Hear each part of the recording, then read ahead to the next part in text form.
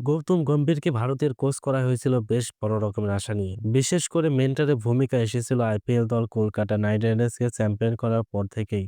গম্ভীরকে নিয়ে বেশ সাড়া পড়েছিল ভারতীয় গণমাধ্যমে, কিন্তু যে প্রত্যাশা নিয়ে জাতীয় দলের কোচ পদে এসেছিলেন তা এখন পর্যন্ত প্রত্যাশা পূরণ করতে পারেনি। এরই মাঝে গাভাস্কার সিরিজে পিছিয়ে পড়েছে ভারত। হারের দুর্বিপাকে টেস্ট চ্যাম্পিয়নশিপের ফাইনাল থেকে অনেকটা দূরে ছিটকে গেছে টিম ইন্ডিয়া।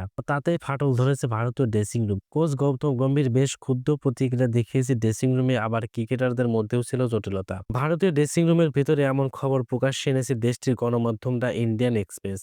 মেলবোর্ন টেস্টে ১২৪ বলে ৭ উইকেট খুঁয়ে ম্যাচ হেরেছে ভারত। সেই নিয়ে ক্ষুব্ধ হয়েছে কোচ গাম্ভীর কারো নাম নেননি, কিন্তু তিনি ক্রিকেটারদের খেলার ধরনে বেশ কড়া সমালোচনা করেছে ড্রেসিং রুমে।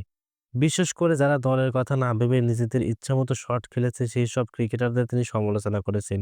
গাম্ভীর কারো নাম না নিলেও মেলবোর্ন টেস্টে ঋষভ পান্তের ব্যাটিংয়ে তিনি একদমই খুশি নন। গুঞ্জন আছে গত ৬ মাস ধরে দল যেমনটা চাইছে গম্ভীর ঠিক তেমনভাবেই খেলতে দিতেন, কিন্তু এখন থেকে খেলোয়াড়দের স্বাধীনতা কমেছে।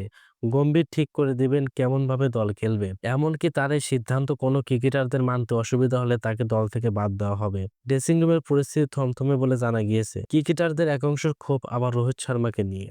তিনি অস্ট্রেলিয়ার বিরুদ্ধে প্রথম টেস্টে ছিলেন না। সেই সময় অনেক সিনিয়র ক্রিকেটার এগিয়ে এসে সব ঠিক করে দেওয়ার মতো মনোভাব নিয়ে। তাদের আসল নজর নেতৃত্বের দিকে বলে মনে হচ্ছে। অন্তত ২ জন ক্রিকেটার রোহিতকে সরিয়ে অধিনায়ক হওয়ার আগ্রহী বলে জানা গেছে। আবার সবশেষ গুঞ্জন উঠেছে সিডনি টেস্টের পরে অবসরে যাচ্ছেন রোহিত। এরকম ভিডিও প্রতিনিয়ত পেতে চ্যানেলটি সাবস্ক্রাইব করে পাশেই থাকুন।